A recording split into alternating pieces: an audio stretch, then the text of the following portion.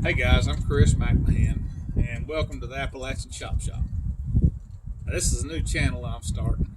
That I just thought I'd run through a few builds and a lot of modifications on a lot of equipment. I think a lot of people would be interested in. And I'm going to introduce you to two or three of the next upcoming projects. And as always, don't ever forget to hit like and subscribe. If you do like it, do subscribe it. Hit it. If you don't, leave it in the comments. If you got anything to say, leave it in the comments. We'll work on it. All right. First thing's coming up is going to be, this is a 2001 F350. Bought this thing dirt cheap off Old Farmer local. Ain't got any miles on it. It's not a diesel, which is unfortunate, but it's a V10 5-speed. It's 4-wheel drive, but it's got the extra long wheelbase. So we are going to be taking the old bed off. We're going to be building a new flatbed that will also double as a rig welding bed. And we're going to be doing a lift on this vehicle. Probably shooting somewhere around 5 inches. Might have to modify a 4 or take a 6 away. We're going to shoot for 37s. And yes, this is 8 on 170 millimeter bolt pattern.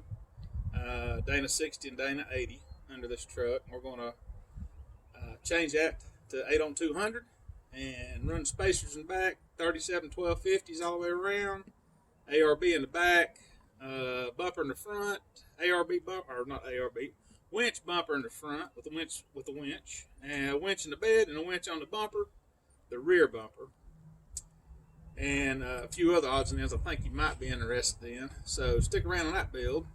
We're going to shorten wheelbase on this thing about a foot and a half to make it a little shorter, easier to turn.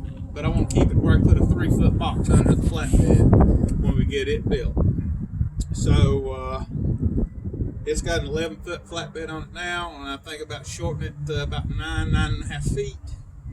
And a lot of good modifications coming out of this one I think you'll be interested in, especially if you're a farmer, any kind of country person, like dualies, especially cab chassis flatbeds in general, or you're a rig welder, or any other kind of tradesman. I think you'd be interested in this kind of video. Hang around. Number 2 coming up is going to be this 1998 Dodge 2500. This thing has got about 130,000 original miles on it. It's really rough looking anyway. But I knew the boy that bought this thing brand new back in '98. It is the last of the 12 valve. It's got 12 valve, 5-speed NV 4500. It has a Dana 60 and a Dana 80 in it as well. And it's a heavy duty Dana 60. And it looks rough, but stick around. We're really going to do a good build on this thing. It's going to be lifted. It's going to have a flatbed on it as well. Probably looking somewhere around 40 or 42s on this ride. It too will probably have a ladder welder in the back of it, set up for a flatbed or a weld rig truck or just a weekend getaway truck. And then we'll take it to the woods. What are we going to do? This right here will be an excellent build coming up. We're going to go through everything. I mean front to back on this one and the Ford, but especially on this one. The next thing got coming up is going to be, it's going to show you a group of them, but we're going to build a SA200 from front to rear and top to bottom. We're going to chop that thing. We're going to take you on a tour of just what is inside a Continental F162 or 163. What is inside and what makes it operate inside the generator housing. What's the difference between a round barrel and a square barrel or an octagon barrel 200? If any differences. What are the differences in the frame from 1957 to on up into the 2000s? Matter of fact, to today. We're going to see what's different, if anything. So here's some of the ones that's coming up we're going to do on this one. Let me walk you through this thing. First up is 1970. It is a blackface machine, but it is not the blackface green light. It's just a blackface, which is the same as red. That's this one right here. Looks rough. Bought it off a boy in Pennsylvania. He's got a ton of new parts on it. Got it for almost nothing. This will be a chop, not a lot. This will probably be like about a 5-inch chop, and we're going to go through it from front to rear and build a new frame, get new sheet metal if we need it from Lincoln Love. It doesn't need a new gas tank. Probably going to build a nice stainless gas tank. We're going to build a lot of new stuff coming up for SA200, so that'll be something new I'll talk about in the next video. But that's this build. Like I said, it's a 70. I think it was built a 12 of 69, but it's a 1970. And it's just your standard gasoline SA200. But as we all know, well, SA200s are bad as hell. Anyway, next one up, this is going to be the next build too in that group of welders. We're going to walk you through this. This is a 1992 small frame, which is the same as an SA200, SA250 with Continental diesel in it. Most people hadn't, not most, a lot of people hadn't ever seen this kind of machine. Some will even tell you they never built a small frame SA200. Well, you're looking at one right here, and this could happen. This could be for any SA250, guys. If you want to put the Perkins or the Continental in a 200 frame, well, you're looking at what the factory did right here. So, but we're going to do a complete rework on this thing. It's fairly low hours at 3,300 and some change. Motor runs like a top.